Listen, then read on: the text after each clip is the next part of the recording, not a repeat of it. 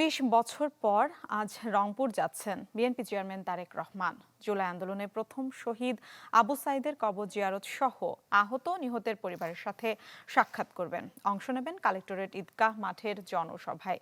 BNP চেয়ারম্যানের সফর ঘিরে উচ্ছ্বসিত দলের নেতাকর্মীরা। কাল সিরাজগঞ্জ ও টাঙ্গাইলের জনসভায় যোগ দেওয়ার কথা রয়েছে তারেক রহমানের।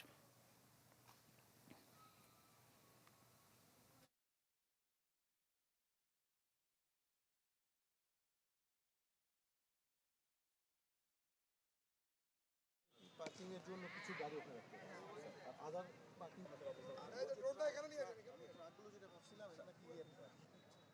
তারেক রহমানের কাছে এই দাবি যে তিনি যে ক্ষমতা পায় তা আমার আবু সাইদের বিচারটা যেন কড়াকড়িভাবে করে। প্রত্যন্ত অঞ্চলের জনগণ এবং ভোটারদের মধ্যে যে সাড়া জেগেছে, আমরা মনে করছি যে এই মাঠ উপচিয়ে গোটা শহরে মানুষের জনসমুদ্রে পরিণত হবে। রাজনৈতিক দলের প্রধানকে নিরাপত্তা দেওয়ার জন্য যে ধরনের পদক্ষেপ নেওয়া দরকার আমরা সেই পদক্ষেপ গ্রহণ করেছি।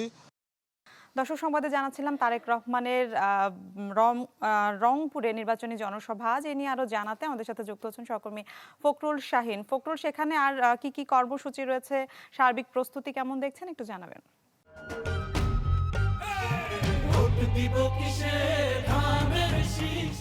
মিলা দীর্ঘ ২০ বছর পর তারেক রহমান রংপুরে আসছেন এবং সেই আগমনকে ঘিরে গতকাল থেকে আমরা দেখছি যে এখানে কিন্তু ব্যাপক প্রস্তুতি সম্পন্ন হয়েছে।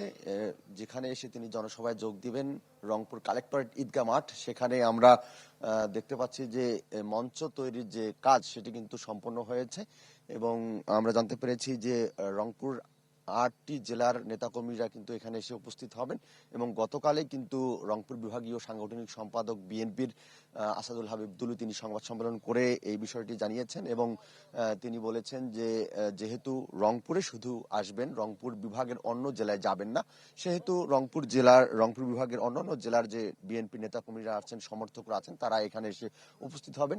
এই কারণে আসলে এই বড় মাঠটি কিন্তু নির্বাচন করা হয়েছে। এই মাঠটিতে মোটামুটি ২ লাখের বেশি কিন্তু জনগণ এখানে উপস্থিত হতে পারবেন, সেই হিসাবে কিন্তু এই আয়োজনটি করা হয়েছে এবং আমরা জানতে পেরেছি যে প্রথমে রংপুরে এসে রংপুরের পীরগঞ্জে জুলাই আন্দোলনের প্রথম শহীদ আবু সাইদ তার কবর জিয়ারত করবেন। সেখানে ৩টা ৪৫ মিনিটে আসার কথা রয়েছে, সেখানে কবর জিয়ারত করে সেখানে আবু সাইদের পরিবারের সদস্যদের সঙ্গে কিন্তু তিনি সৌজন্য সাক্ষাৎ করবেন এবং জুলাই আন্দোলনে যারা আহত আছেন বা নিহত পরিবারের সদস্যরা আছেন তাদের সঙ্গেও সৌজন্য সাক্ষাৎ করার কথা রয়েছে। এরপরে সেখান থেকে সরাসরি রংপুর শহরে এই কালেক্টরেট ঈদগাহ মাঠে এসে জনসভায় উপস্থিত হওয়ার কথা রয়েছে তারেক রহমানের।